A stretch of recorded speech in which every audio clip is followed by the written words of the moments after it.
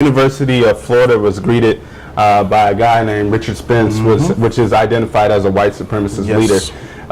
So let me ask you this: how does open white supremacy impact society today? Well, that was perfect timing. So, quite frankly, I feel that open white supremacy never disappeared. I think it got hushed over by subtle, subliminal racism, but it's always been. It never disappeared. Like I said, it's always been kind of pushed under the rug. But I feel like with certain people being in office, I feel like they become more comfortable again, being more open with it. Like I said, it's always been there. Like it's never went away.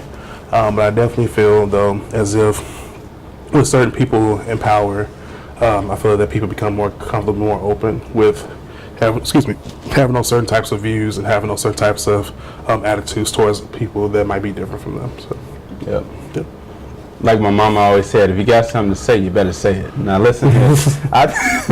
No, but open white supremacy, like you've already touched on, I don't think that is like you said, have always been around, but I don't know for sure if I could say 100% it's always been as openly discussed as it is now. Yeah. Hold on, and hear me out. Like 10 years ago when I was, about 12, I don't recall within the news saying, white supremacist rallies and all these type of things. And for me, in my perspective, open white supremacy is like a bit of a new experience for me to really see it. And I think it impacts the society in a negative way, but also does something good for us that we could openly identify, okay, that's going on and that's not okay. And we need to do something about that so we can move forward as a group, as a collective, as a society together. Instead of when it was really institutionalized, it was it was tried to be hidden and didn't want to be talked about. Everyone tried to pretend like it didn't exist. But now, without a doubt, you cannot say you are lying if you go inside of a place and say, hey, racism doesn't exist. Kendrick, it's all in your head, brother. We're among the greatest people ever. But it's sad because a lot of people treat racism like how people treat it's almost like, hey, you ever see the commercial, the M&M's, like when they see Santa Claus? It does exist. It does exist. Wow, racism actually exists. Yeah. And I'm just sitting there, just it's kind of been a thing. But really, it's nothing really surprising me. And I think it kind of also depends on individual experiences. Prime example, I think,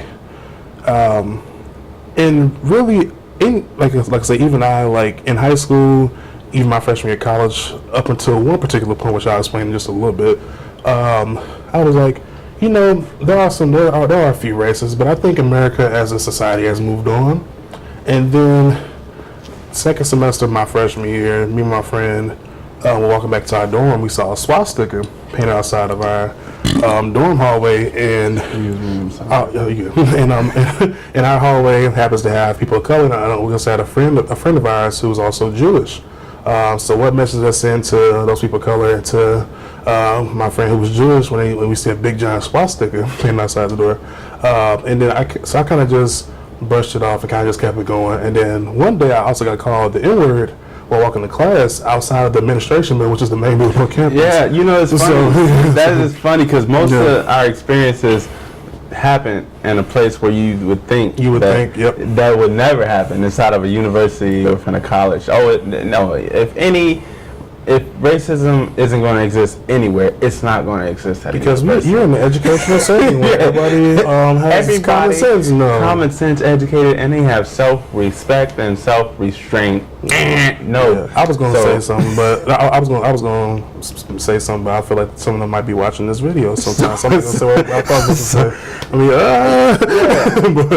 But again, it's here.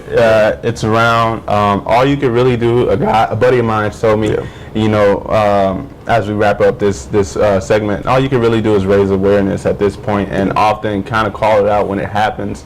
But you also have to be wise when you call it out. People, do not get yourself in a dangerous predicament where you're going to be taken from your family.